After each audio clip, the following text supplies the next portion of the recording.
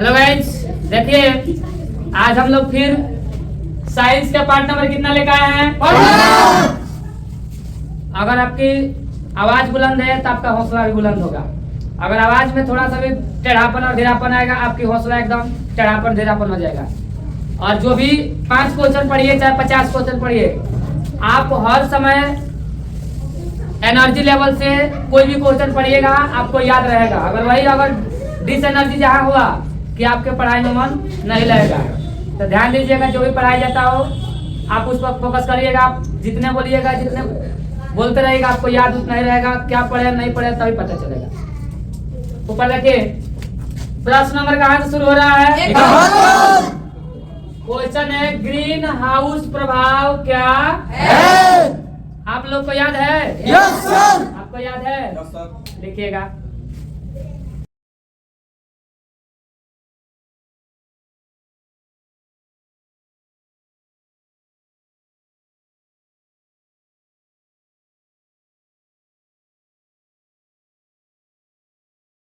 हो गया? Yes sir.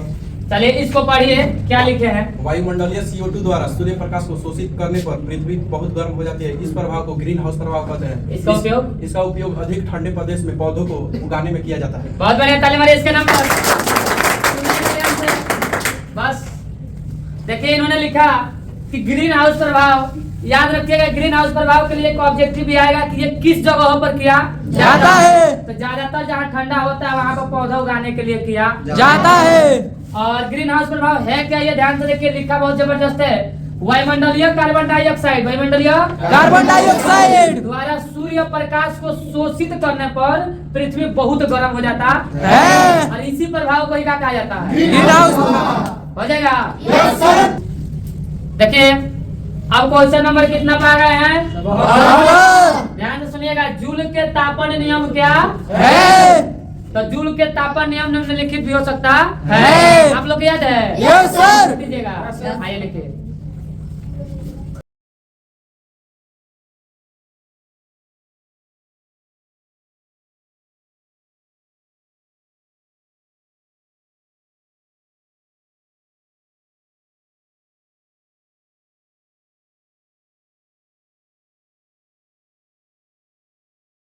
पढ़िए, हो गया? Yes sir. पढ़िए इसको। जूल के तापन नियम निम्न है। दिए गए प्रतिरोध में प्रवाहित होने वाली विद्युत धारा का वर्ग उत्पन्न ताप के अनुक्रमाती होता है। उत्पन्न ताप प्रतिरोध के समानुपाती होता है। उत्पन्न ताप समय के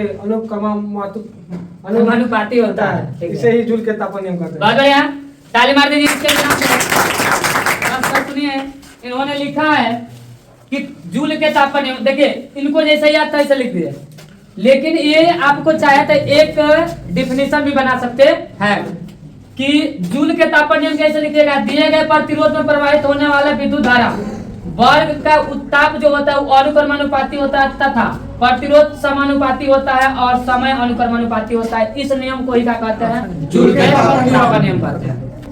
चलिए देखिए अब क्वेश्चन नंबर कितना है, क्वेश्चन क्या है पढ़िए। परिणामिका क्या है। बाबूजी आ दिया, लग रहा है तुम लोग को पेट में गैस हुआ।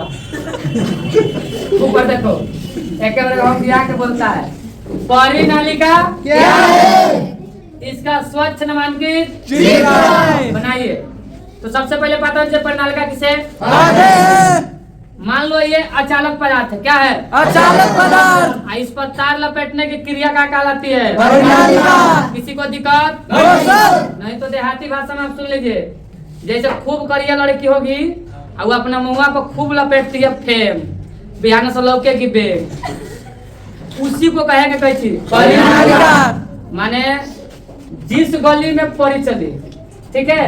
अगर वैसे नहीं डिफिनेशन याद है तो जो हम बताएं वो याद कर लीजिएगा। गांव देहात में देखो करते हैं। देखिए परिनालिका का मतलब हो गया कि अचालक पदार्थ है, इस पर तार क्या कर रहे हैं, लपेट रहे हैं। तो किसी अचालक पदार्थ पर तार लपेटने की क्रिया को क्या कहते हैं, याद हो जाएगा। Yes sir.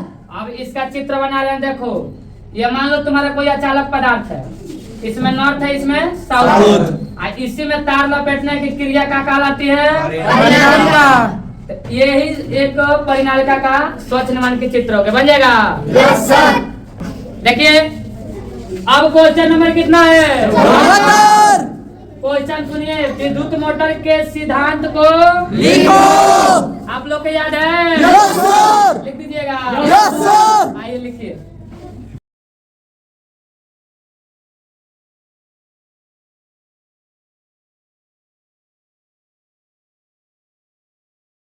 हो गया?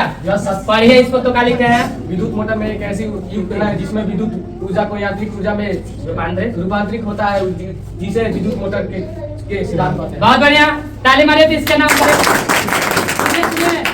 इन्होंने अभी आज तक कभी आया नहीं है, लेकिन हिम्मत बांध के आकर के जिसने डिप्रेशन लिख दिया, जिसने समझा दिया और बोल दिया, ये छोटा मत समझिए इसको।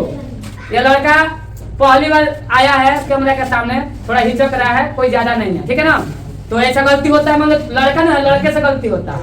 तो देखिए विद्युत मोटर के सिद्धांत तो याद रखना। विद्युत मोटर के जो सिद्धांत है वो डायरेक्ट इधर देखो, विद्युत मोटर के विद्युत ऊर्जा को डायरेक्ट किस में बदलता है? यांत्रिक ऊर्जा में। जो विद्युत ऊर्जा है उसे यांत्रिक ऊर्जा में बदला जाता है। यही विद्युत मोटर क्या है? सिद्धांत।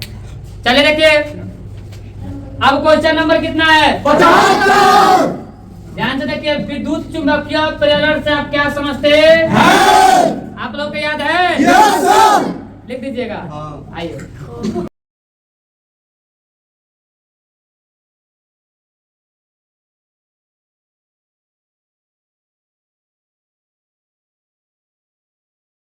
हो गया, पढ़िए इसको। वह प्रक्रम जिसके द्वारा किसी चालक के परिवर्ती चुंबकीय के कारण अन्य चालक में विद्युत द्वारा प्रेरित होती है, विद्युत चुंबकीय प्रेरण कहलाती है। सुनिए, इनके मुंह में आवाज नहीं है, ये बोलने में थोड़ा सकसकार है, और लिखने के लिए डिफिनेशन तो याद है, लेकिन सकसकाने में आई लोग को कैमरा के सामने बोलने में थोड़ा दिक्कत होता है। हम लोग बूढ़ पुरानी आदमी बोल देता है। विद्युत चुंबकीय प्रेरण याद रखिएगा, नहीं याद होगा ना तो एक शॉर्ट बता रहे हैं, आप अपने गाँव में याद कर लीजिएगा।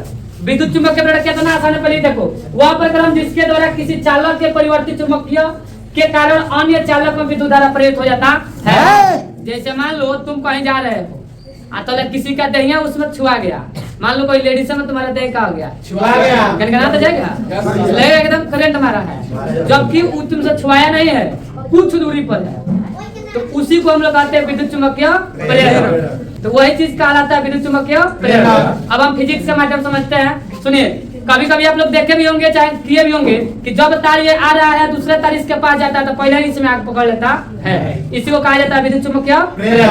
तो वही चीज इसमें लिखे भी है, हो जाएगा आप लोगों से। आज हमारा पार्ट नंबर कितना कंप्लीट हो गया? 15।